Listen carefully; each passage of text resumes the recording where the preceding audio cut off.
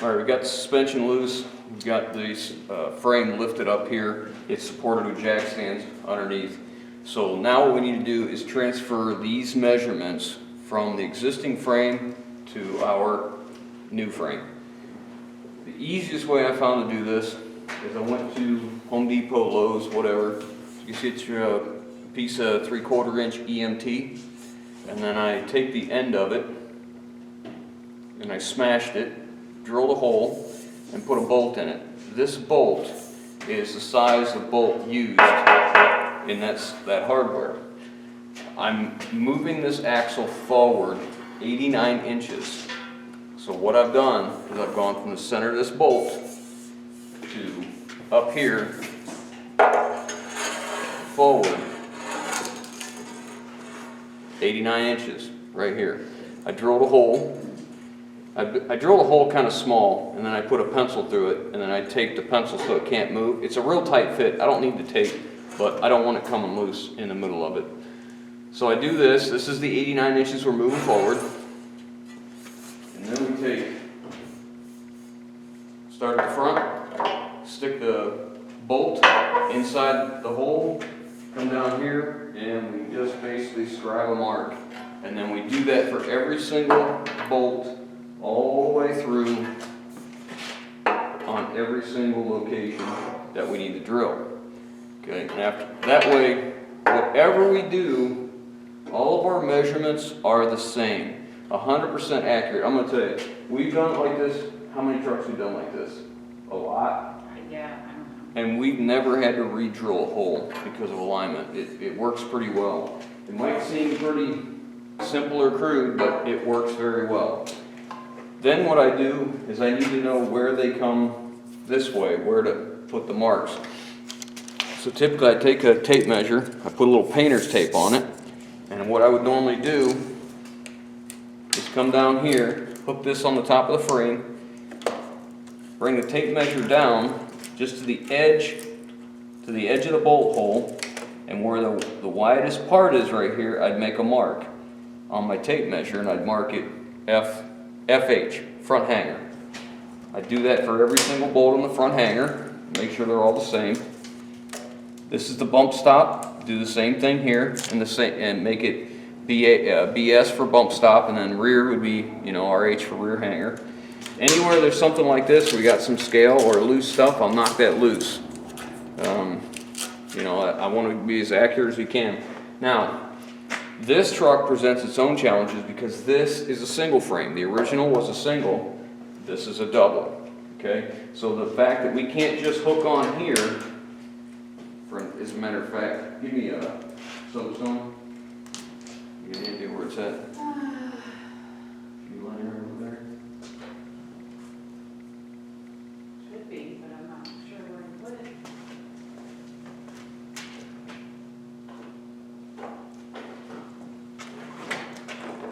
I don't know where to put the soapstone. Let me get a soapstone. So this is a single frame, and this is a double frame. So I can't take these original marks, put them on here, and end up in the same place. I'll give you an example here. If we took this, hooked it on here, did what I was just telling you, and we came right to the edge of that to the widest point of that circle will be right there. And we hook it on here,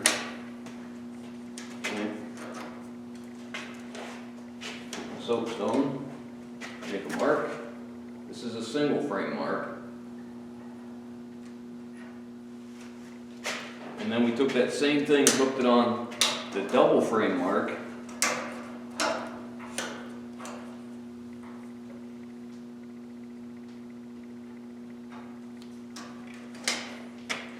We are exactly 1 inch difference. So the difference that you'll see here in the single frame, the top of the flange is 3 inches. When you add that 3/16 of material, it ends up being 3 1/4. Probably a little bit of crud down in between the two, which is giving us a 3 1/4, because this is 3/16 thick right here. So the difference in hooking here and having to come up and over and around that took this from here to here from 12 3/4 to 13 1/2. So I have to compensate in order to get my hangers where they belong. I have to compensate for this, which, as we know, is a 1-inch difference. So what we need to do is, when we're marking these, I need to put a spacer in here and add 1 inch. So I'll have to take, instead of hooking this on the end of the hook, I'll have to start at 1 inch, hold it at 1 inch, and then make my marks, so that when I come over here, it ends up where it needs to be. Because these two marks here are exactly 1 inch difference from where it would be, where it should be. Alright, so this is what I use to drill the truck frames with.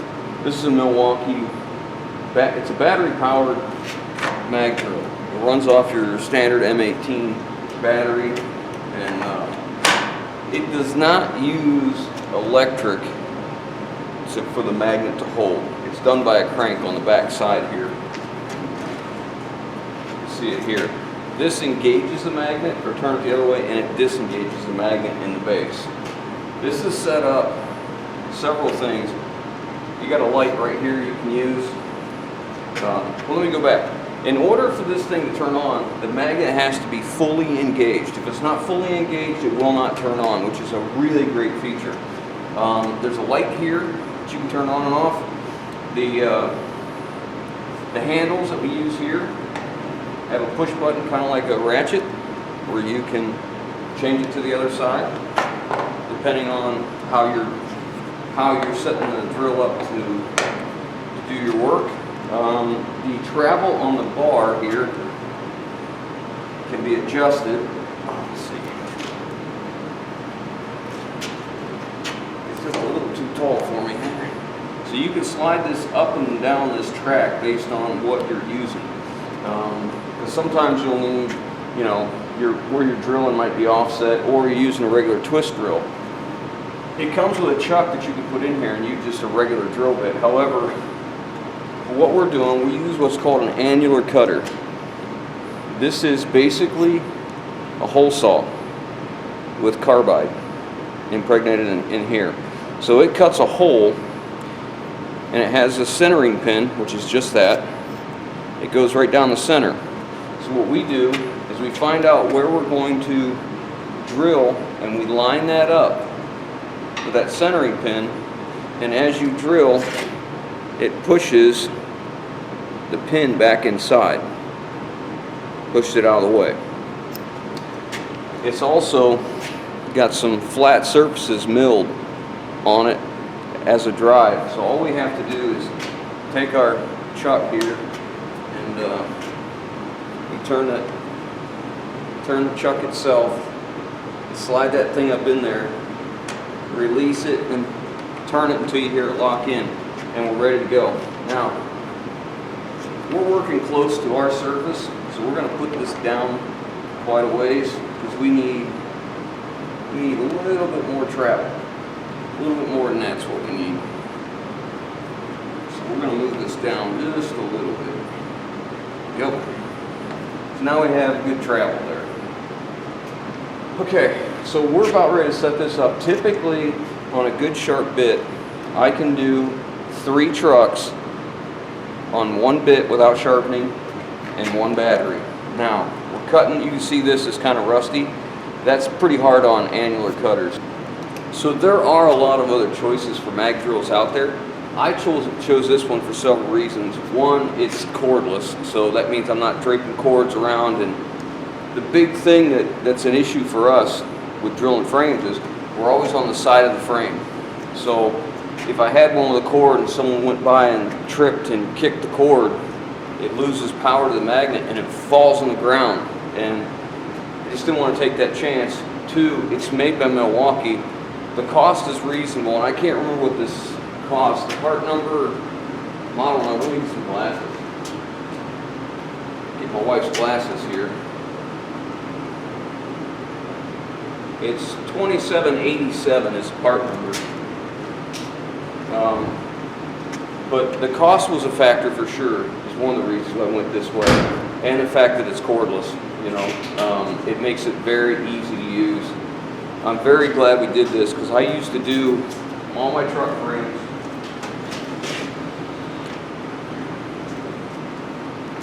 Starting with this, I'd start with a 1/8 inch or 1/4 inch hole, and then I would move up to the next size up, and I would drill every hole, usually 4 or 5 times.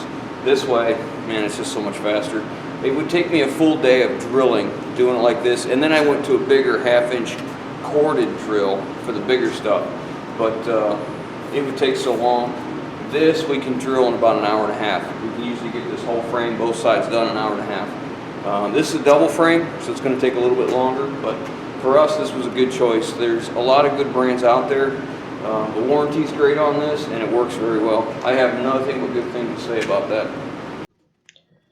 Alright, so I'm going to center punch every single one of these spots we need to drill. I use a decent sized hammer to get a good deep center punch because I want to be accurate.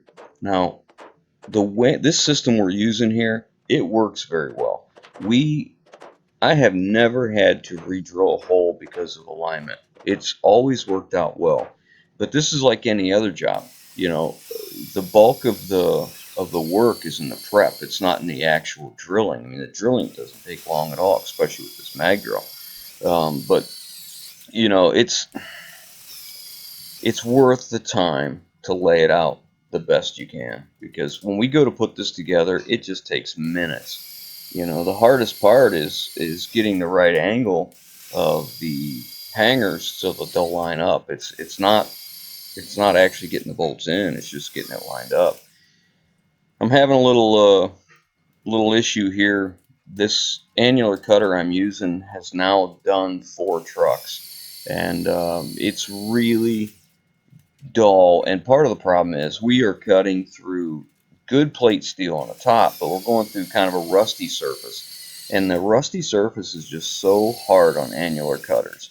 And normally I can do 2 or 3 trucks on one battery, and it takes me a couple batteries just to get through this side, and that's extremely hard on the mag drill. And normally I would not continue, but I was going to drop this one off to get it sharpened along with a couple others, and I was out by the place I buy the annular cutters at, and I've been building my inventory of annular cutters so I have doubles of everything. So if one dulls, I've got another one.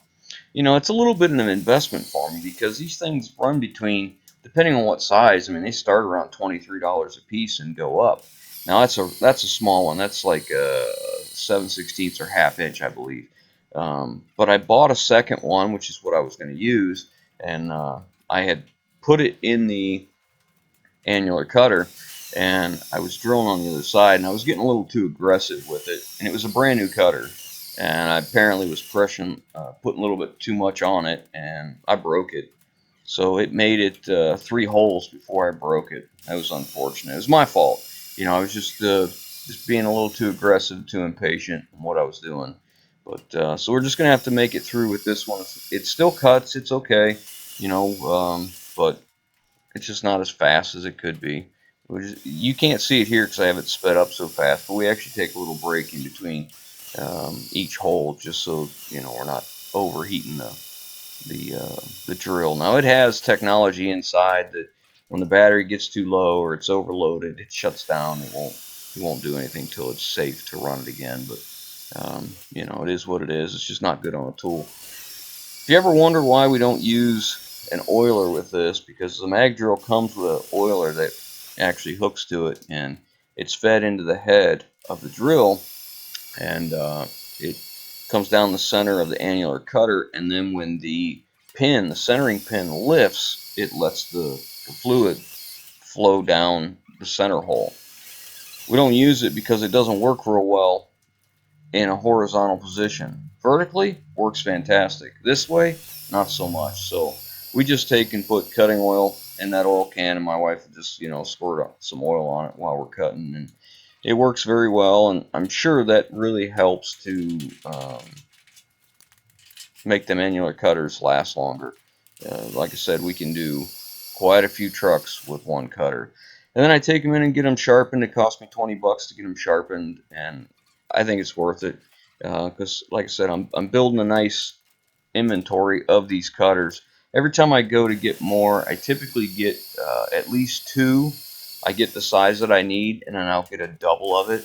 That way I just started doing the doubles here recently because I've been doing more and more of this drilling, and you know, this is a common occurrence is what I'm trying to say. And as soon as we finish this truck, we're gonna help a friend of ours. He's kind of in a pickle with his truck. He had a problem, didn't realize that the truck was low on oil or burned so much oil, and he ran it out of oil and spun a main bearing in his truck. So rather than put a motor in the truck, it really wasn't cost effective. He's bought another truck, one of the ones that I have, and we're gonna move his bed over to that truck, and which, boy, it sounds like a real short, easy project, but it's a big 22-foot rollback, so it's gonna take some time. And he's kind of in a pickle. He really needs that rollback for what he does, and we're gonna try and help him out. So we're gonna get this truck finished up, and then that's what's coming up next.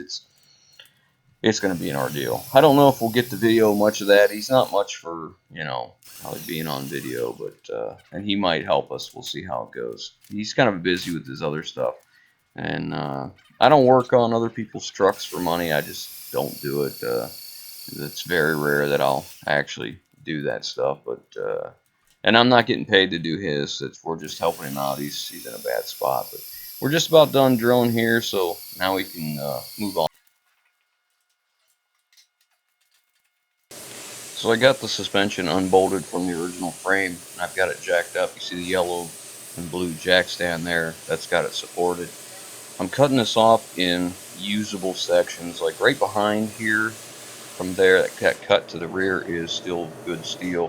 Where my left hand is, where the leaf spring shackle was, there's a lot of pitting there and flaking, so it's really not usable. So I'm cutting them off in those sections. We'll set them aside. I've got a plan for them later here, but we're going to take and cut this out little by little. It's a lot easier to manage. As soon as I get these 2 frame rails cut off, I'm going to remove the axle. I'll take it outside. It's actually really cold today and snow on it. What was that temperature that day?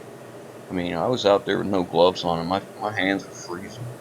It was really cold. I don't know why, but anyways, I don't know why it was so cold, because the day before it was warm. It was crazy weather, but we got to roll that differential out of the way, and then we're going to cut some more. Cut the 2 sections you see look like regular frame rail stacked on top of each other. I'm cutting there. We'll get them 2 things out of there, and then we're going to go ahead and pull that lower section of frame out, which I got plans for that lower section of frame. So now it's all out. Now we're bringing the differential in, and we bolted up really fast, no troubles at all. Went together really easy. So I got the plasma cutter set up here, and I'm taking that frame rail I just cut off, and I'm cutting the top flange off. I'm cutting the height also at the same time. It's sitting on the 2 front drop frame sections, the left side and the right side. I already got them cut off the bottom of the frame. There was a piece of 3/8 plate welded to the bottom of the factory frame. I left that in place because I didn't want to, you know, start cutting into the actual truck frame itself. But we're going to cut this frame up. I got a plan for it. I'll show you here in just a minute.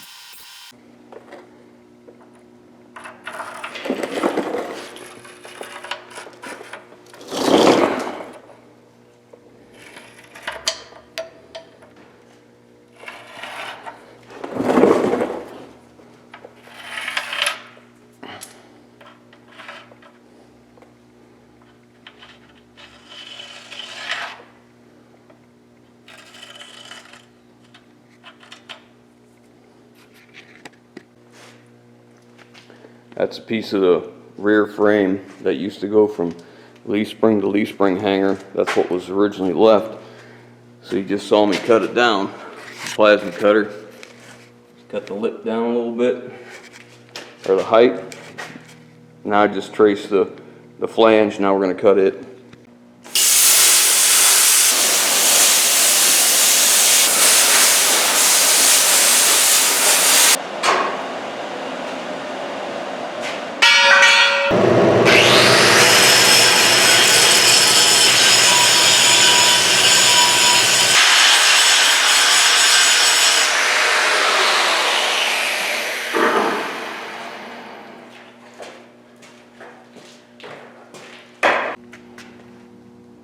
So this is what I'm after.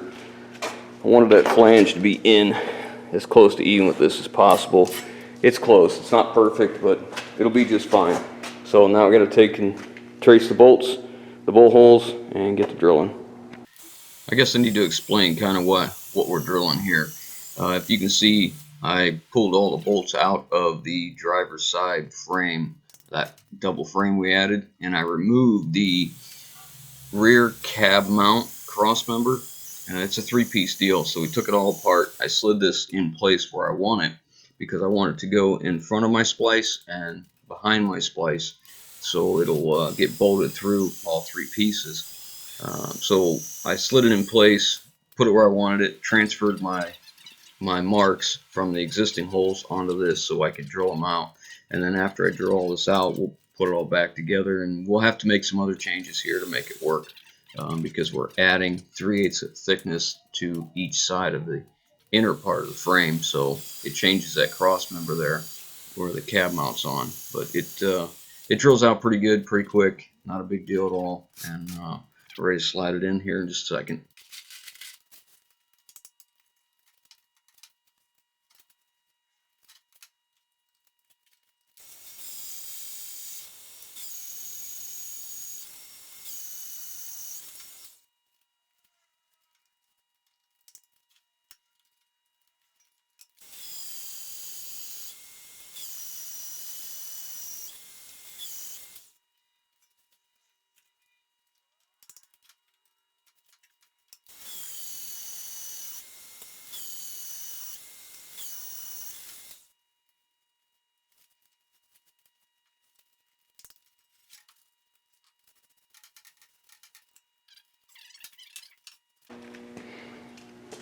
Alright, so you saw me cut all that.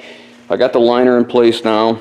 I took that cross member loose on both sides, pulled that top piece off. I needed to move my bolt holes in 3/8 of an inch. So I chose to do it in that cross member, not in these brackets. So I took that off and moved the holes in 3/8 of an inch either way, because that's how thick that truck frame was, that liner we put in. So now what we've done is we have effectively made this piece, all the way back here, all 3 as one. Now, this was probably overkill. I understand that, but here's the deal. This was laying on the floor, and it's going to go in the scrap pile. Rather than put it in the scrap pile and get $1 or $2 in scrap, if that much, it's far more valuable right here as a third frame, I guess. So one of the other benefits of doing this is, here's where my cross member for my drive shaft is going to end up, and it's going to split right there in the center of where that ends. So I'm going to do 2 cross members, one regular, which will be back here, and then we're going to take another one and split it because of the difference in the thickness, and put it in the front, and then we'll weld it back together. I've actually already cut it. I've already taken 3/4 inch out. So we'll put that in front. And what we want to do is hang this carrier bearing off. You can see they modified this carrier bearing to fit the old setup. So what we're going to do is we're going to make it to where the bracketry we put in will be that if anybody ever has to replace this, they'll be able to use a factory carrier bearing, and they won't have to do any modifications to change it. That's the plan. I got 6 holes marked out here, but the cross member for the drive shaft only ever uses 2. So we'll probably just put 2 here, 2 here, 2 there, and 2 there. That's kind of the plan, but that's where we're at now. I got to drill those holes, and there's kind of a twist to this. This truck is sold, so the guy needs the truck right away. He needs it as fast as possible, and he doesn't want to wait for me to paint it.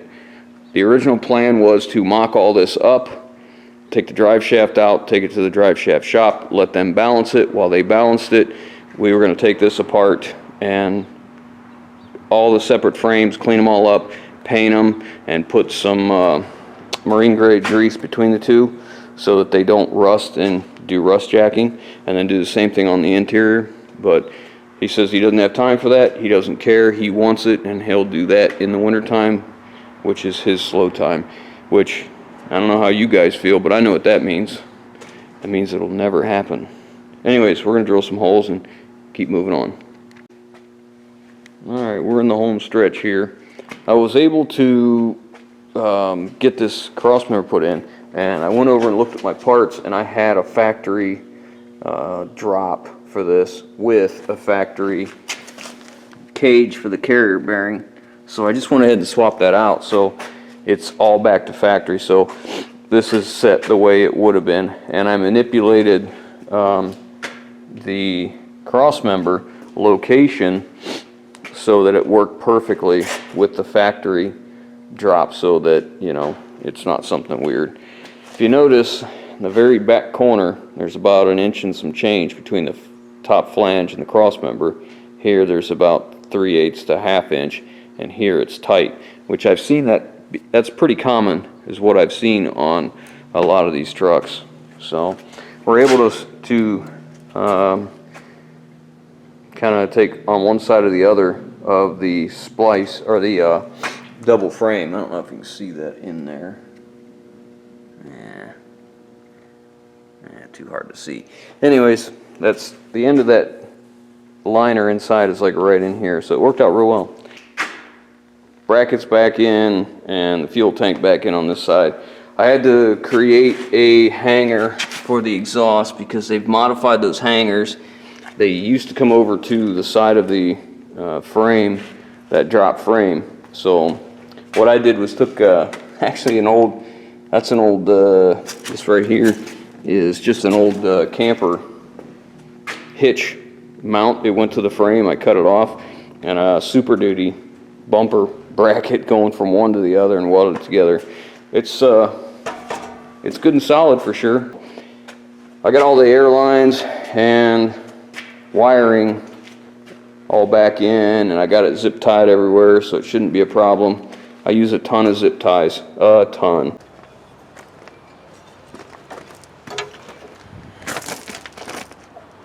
Weather don't know what it wants to do. Snowing a minute ago, sun shining nice now. It's weird.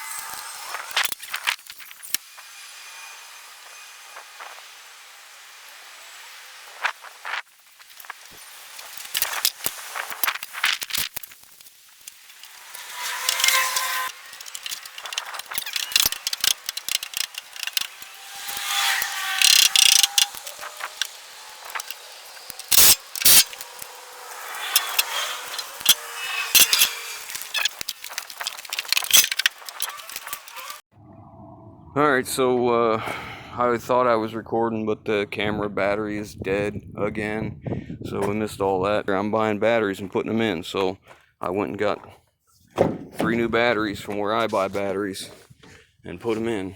So let's see if she fires up.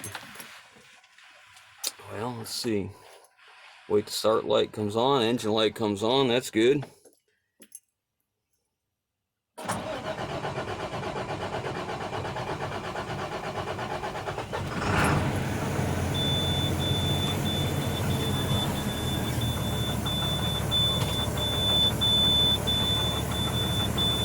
Low on fuel, low on air, It's going to take a while to build air. I'll bring you back once we got some air. So many of you that have been around a while know how I do things. I really wanted to mock this all up, get it all drilled and all that, and then go back and take it all apart and clean it and wire wheel everything and then repaint every layer of frame and the differential and all that so that we could get the best possible product or results, you know, for preservation is what we were after. Well, the guy that bought this truck told me, he's like, I need this thing just as fast as I can get it. So I don't have time for any of that nonsense. And I said, well, I'm going to take it apart and paint it. And he goes, no, I need it right now. So just get it together and I want the truck. Well, he stopped by the other day and he tells me, he says, hey, is it too late to paint this truck? And I'm like, well, yeah, it's too late. I've already put the finishing touches on it, and I've scheduled another truck that I've got pulled in the shop now to work on, and I don't have time. If you want to do it, it's going to have to be at a later date. And he didn't want to replace this tire either, and there's just no way I'm going to let this go. So I'm going to replace it with the tire that I have. It's not great, but at least it'll be better than that thing coming off going down the road, because that's what will happen. See where we're at for air pressure. Oh, about 30. I forgot I had the drain valves open, so it's going to take a little while. Okay, we got good old air pressure, oil pressure, and all that. We're going to listen for any air leaks anywhere. Any of these connections that we had to put back together.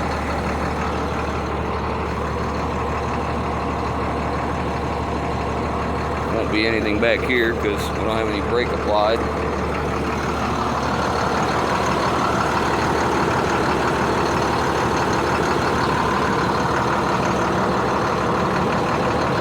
Okay.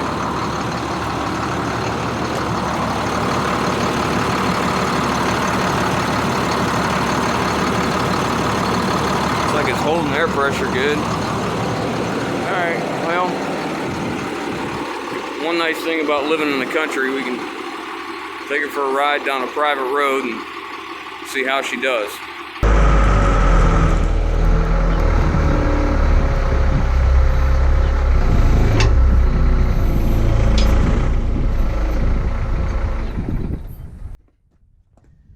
Alright, seeing how this is a outside dual, it's able to be changed on the truck. I don't need to take the wheel off. That's one benefit of the outside. If it was the inside dual, I don't think you can do it as easy. I mean, I guess it's possible, but the outside dual, because the way that the drop center or valley of the center of the wheel is, it allows the bead to lay in there real easy, so you can get that tire off.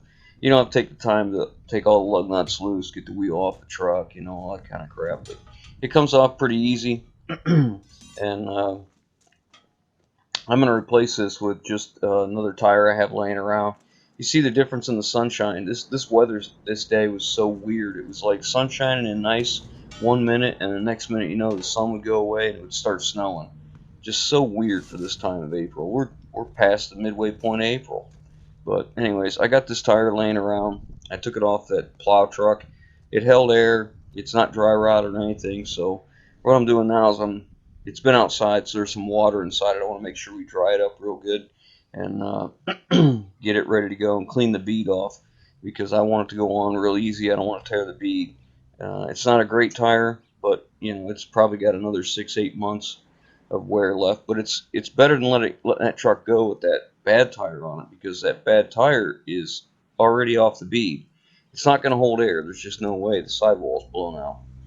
So if it's off the bead, it wouldn't be impossible for it to come off that rim going down the road and hit someone. You certainly don't want that to happen. I use this, it's actually tire lube, and I use it pretty much on tires going on. If it's junkers we're taking off, then I just use dish soap. But if it's a good tire we're taking off or putting on, I'll go ahead and use this tire lube. It makes the job so much simpler. It is 10 times easier to use this lube than it is to use dish soap or diesel fuel or whatever. I don't know what it's made of, but it's really good stuff. But you'll see here in a minute, I start to put this tire on. I end up using a pair of vice grips on the bead. It's a steel wheel, so it really doesn't matter, and it really needs painted anyways. But um, I'm using the vice grips to hold the bead in place so that I can work the bars around it.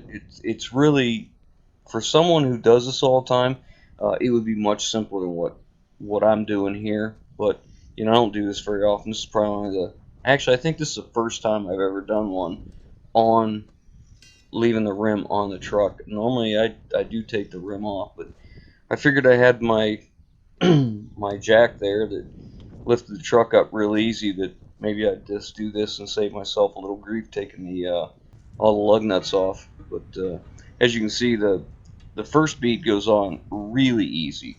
It's not difficult at all. And the second bead, here's the vice grips.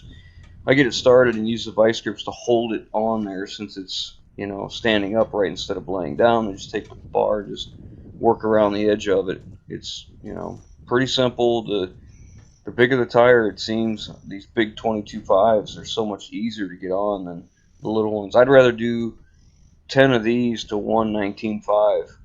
One thing about these import tires, this, for whatever reason, getting the beads on and off in these tires is tough. For an import, they got a really stiff sidewall and a really stiff bead. Sometimes, like when I was dismounting these, it took quite an effort. I believe I used the great all fork to break the bead because I couldn't get it with the bead breaking hammer. And I know a lot of guys will say that you can buy the bead breaker tool and all that kind of stuff, but you know what? I just don't need to spend any money on something that I don't use that often. I got the best bead breaker in the world. It's a great all 534C. That thing has never failed to break a bead, I can tell you that. And I'm not going to buy more tools that I rarely use. I've got the one tool that I use all the time. So we got it on now. Now it's time to get some air to it. A lot of times that last little bead wouldn't go on, so I just kicked it a couple times.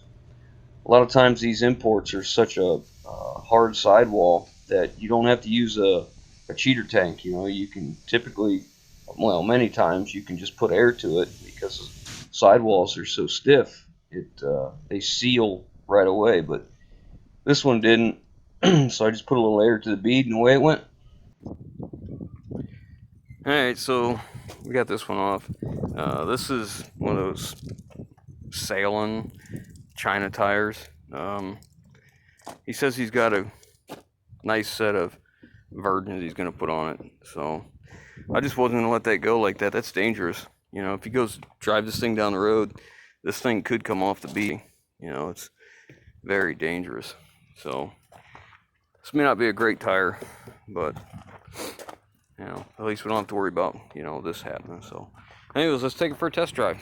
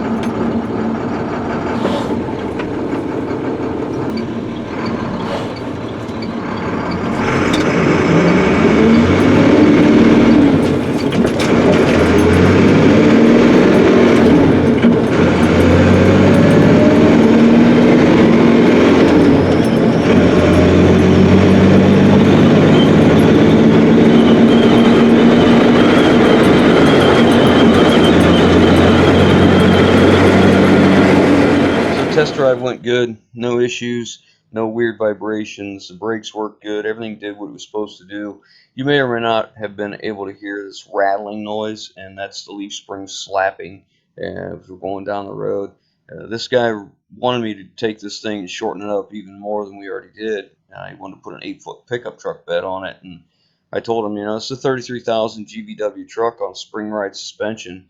That's a bad idea. I mean, you'll have a hard time keeping them back wheels on the ground, on the pavement. You have to put 3,000-4,000 pounds in the bed just to be able to get some traction. And he's going to take it the way it is. everything worked out well. I rolled underneath the truck, looked over my work again, make sure we didn't have anything weird going on, but it did well. I'm pretty happy. It turned out a good project, and I don't think we're done with this truck. If we are for right now. I mean, we got something else I already pulled in the shop by now, and we got to work on that. But after it's done, we'll probably be doing some more work to this truck, just not right now. So look forward to that, and look forward to the next video. We got working on a truck. We're gonna help a friend of ours. So if you guys like what we're doing here, give us a thumbs up. If you haven't already, hit the subscribe button. Leave your respectful comments down below, guys. We'll catch you on the next one.